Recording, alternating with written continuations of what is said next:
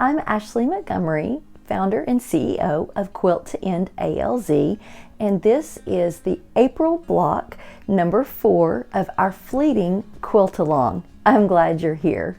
This month we're going to use 4 fabrics out of our 5, A, C, D, and E. So the only one that we're leaving out is our rust color. Now this block is a big block, and these are all the rage right now. I was in my local quilt store just last week, and they've got tons of big blocks out for display. These 24-inch blocks are so fun, and what I love about this one is that it comes together so easily and very efficiently. Let's start with our cutting instructions. In fabric A, we're going to cut one 8.5 by 8.5 inch square and 4 2.5 by 2.5 inch squares. For fabric C, we need 4 20.5 by 2.5 inch strips. We're going to use these for the border of the block. We need one 9.25 by 9.25 inch square, which we're going to use to make our flying geese. And then we need 8 4.5 by 2.5 inch rectangles. Fabric D is an easy one. We just need 4 4.5 inch squares. And finally, fabric E, we need 4 5 by 5 inch squares with a diagonal marked. We need 4 4.5 by 2.5 inch rectangles and 4 2.5 by 2.5 inch squares. Okay, our fabric is cut and we're ready for step 1. Step 1 is to create our 4 4-patch units. We're using our fabric D square, 2 fabric C rectangles, and a small fabric E square. I like to put these two together and then press towards my fabric C. Sorry, I had to think there for a second. And then sew these two together, again press towards my fabric C, and then I will sew these together, and because I have pressed towards the same color, when I put this 4-patch together, it's going to sandwich just beautifully. Our instructions say to make one and then copy the process 3 more times, but I love chain piecing and this block is wonderful, helps really cut down on the time it takes to build the block. So I'm going to go ahead and put a rectangle on one of my squares, do all 4 of those, and then do all 4 of the other pieces, and then put all 4 units together. I've sewn all of those pieces together. I'm going to put a little heat on them just to set the stitches, and then I will press those open. I have them laid out here where it's easy for me to remember exactly which color I'm pressing to. So I always put the color I want to press to on top and then gently fold it back. And I have my seam going towards the correct color.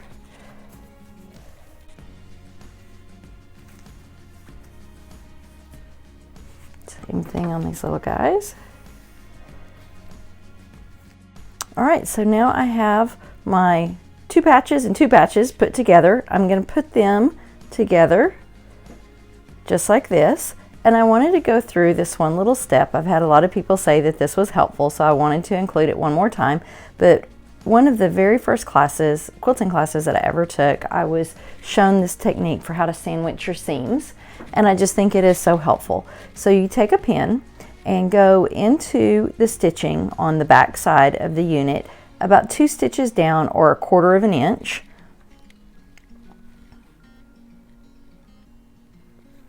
And you'll see that pin comes up. Sorry, I'm trying to get that on the camera very well. You see that pin comes up right through the seam line. Then I'm going to go into the other piece of fabric about 2 stitches or 1/4 inch down right into that stitch line. And then when I work the fabric together, these seams are going to sandwich just perfectly. And I'll straighten that up a little bit. I'm a pinner. If you are very experienced and you don't like to pin, no worries. But I am making our videos for beginners that are starting out with this. And so this is a great way to make sure that your seams line up and that you get those nice pretty crosshairs. All right, we've got these 4 units all sewn together. I'm going to put a little heat on them, and I'm going to press them with the small unit on top so that when I fold it open, my seam line is going away from my light fabric, but you can press these open however makes your block sit the flattest. All right, so now we have 4-patch units. We can move on to step 2. You might recognize this block. It was our March pattern from last month, and we had the opportunity that we could have used some flying geese on this block, but we chose to use half square triangles instead. For our April block with our big 24-inch big block, we're going to go ahead and do the flying geese. And one of the things I love about quilt-alongs is that it gives us an opportunity to learn some new techniques. So for this pattern, we are using the 4 at a time flying geese method, which is considered a no waste method because we trim exactly the fabric that we need. And I will tell you, if you are a new quilter, you might go ahead and add 1/4 of an inch to the measurements in step 2 and then trim your block down. To begin our 4 flying geese, we're going to start with our large fabric C square and 2 of our 5-inch fabric E squares, and we're going to lay those right sides together on opposite corners of the block so that our diagonal mark makes one long line all the way across the block. And then we're going to stitch 1/4 of an inch on either side of that line. You guys know I'm a pinner, so I like to go ahead and just put 1 pin on each side. It's kind of a big square that we're working with, and that way I don't have to worry about things getting out of alignment while I'm moving to the machine or while it's underneath the machine.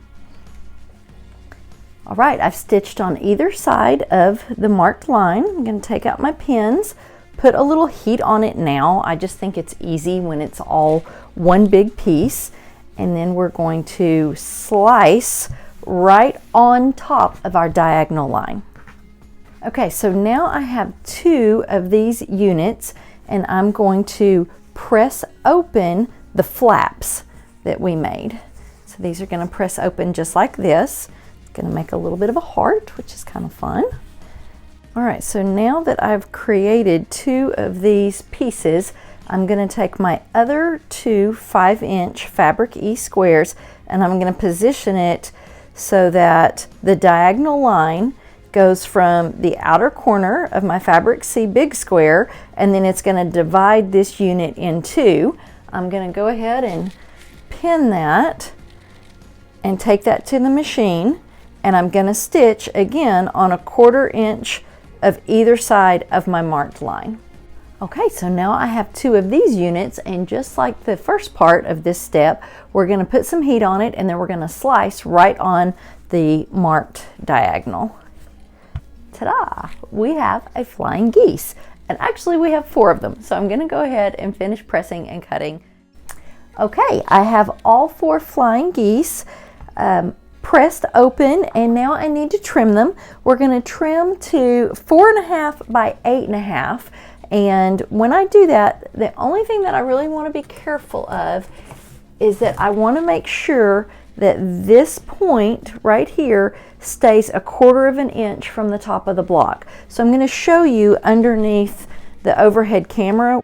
All right, so as I mentioned, we want to make sure that this joint is in the right spot. So I like this particular ruler. It has the right angle that I need on here, and it is easy to see. So for me, it's at the 6 3/4 mark, but your ruler may be different wherever your 45-degree line lines up. But what you can see here is that I put the 1/4 inch, I'm 1/4 inch away from the edge of it.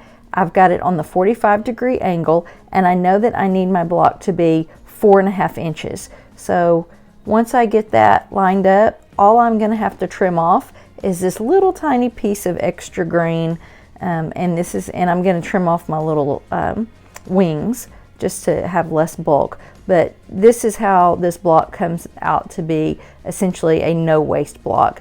And you can see if I get it just exactly, that I'm going to be 8.5 this way, 4.5 this way, and my joint is exactly 1/4 inch from the edge. All right, step 3 is pretty simple. All we're going to do is add a 2.5 by 8.5 inch fabric E rectangle to the base of each flying geese.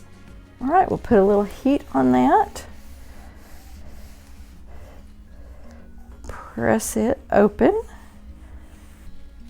Okay, that turned out pretty well. I'm going to do that with the other 3 flying geese, and then we'll move on to step 4. Now that we've created our 4 patch units and our flying geese units, we're ready to put the center medallion of the block together. We're going to start by building 2 rows that will be the top and the bottom. To create this, we're going to use a 4 patch unit, and then a flying geese, and then another 4 patch unit. And you just want to look at the diagram to make sure that you're putting these in line, and we'll just stitch here, and then press them and be ready to do the center row. Okay, I've got these sewn together. I'm putting a little heat on them and I'm pressing them open, and when I press them open, I want to press the seams out because the center row is going to press in. That way my seams are alternating directions. So I'm going to lay it on the flying geese, put a little heat on each side, and then open the flaps so that the seams press out.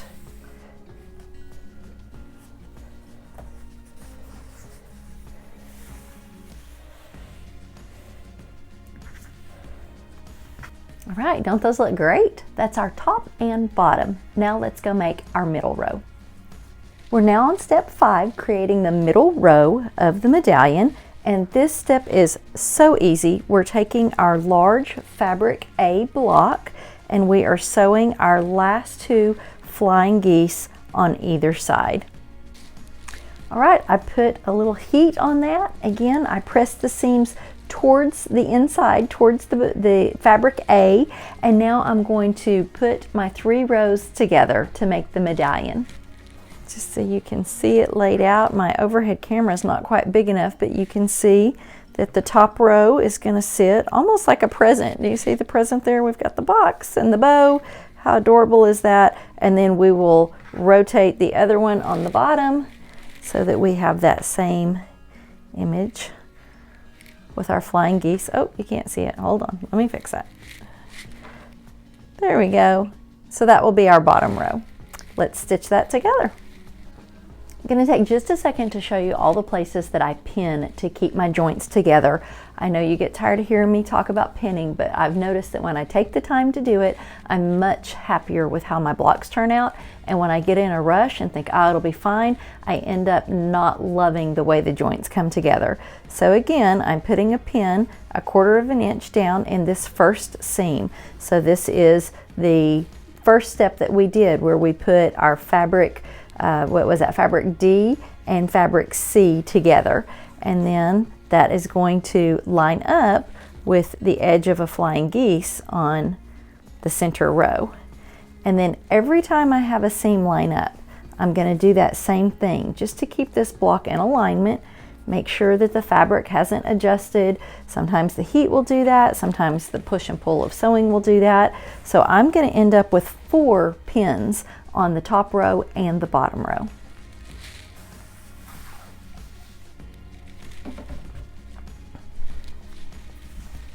The center medallion is done. Isn't that beautiful? And what we've created is a play on an 8-pointed star. So I love medallion quilts. I love how you can build off of a traditional block, change it up, add some different layers to it. All we have left to do is add our borders. So our top and our bottom border are going to go on as is. They're the exact right size, so we'll stitch those on. And then we're going to take our 4 fabric A squares and our other 2 border strips, and we're going to put a square on the end of each strip, just like this.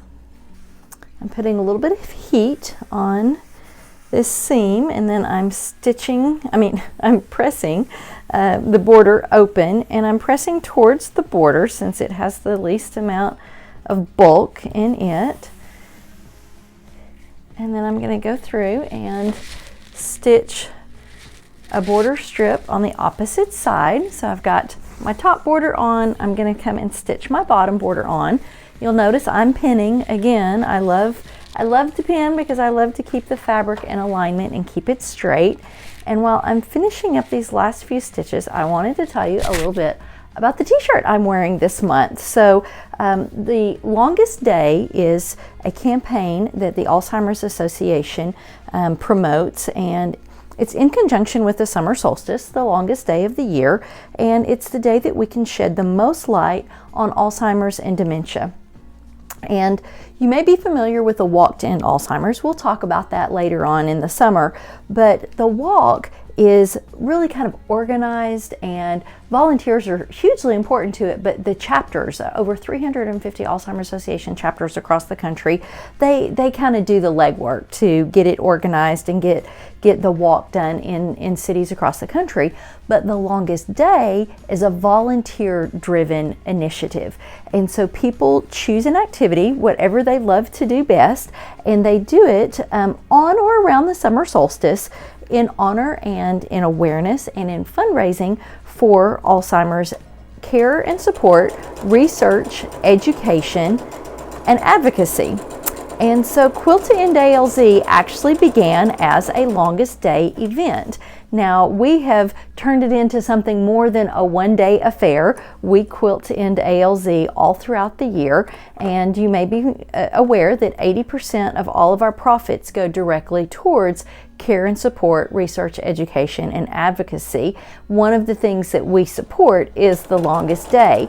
And so last year we did an online virtual quilt day.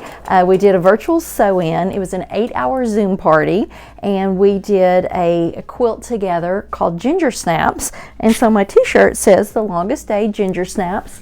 And then on the back we have our tagline, which is quilting to mend the mind. And I'm wearing it today to tell you that in the next couple of weeks, we're going to open up registration to attend our Longest Day event for 2022. And it is an in-person quilting retreat. And we are so excited to work with the Red Boot Retreat Center. It's in Hillsboro, Texas, just south of the Dallas-Fort Worth Metroplex. And they have graciously asked to partner with us on an event to help support our mission, and we are just absolutely thrilled to be there. We're so excited for this partnership, and we're so excited to host our first quilting retreat. It's going to be June 8th through 12th, so save the date. We are only opening it up to, I think we're going to do 24 people in addition to our Quilt to End ALZ team. So registration will be kind of limited, but you know, it's our first year to do it, and we want to make sure that everyone has an amazing time and that we can give the attention that everyone deserves to come and quilt with us. Again, the 8th through the 12th, so we're going to be there a Wednesday night through Sunday at lunch, and we would love for you to join us. And if you're interested in learning more about our 2021, our event that we did last summer, we do still have our Ginger Snaps pattern available, and we still have some of our Longest Day event boxes. We had just such a fun time. Each participant received a big box in the mail since we were doing a virtual event, and they got a t-shirt, they got a specialty ruler, they got some Alzheimer's information and education, as well as the quilt pattern that we did together that day. So make sure you check that out. It's in our online shop at quilttendalz.org, and we look forward to the Longest Day 2022. All right, so top and bottom borders are on. I need to put the other little pink square on the ends of my right and left borders. I will press those open, and then I'll put them on the right and left sides of our block, and I'll be back to show you the finished product.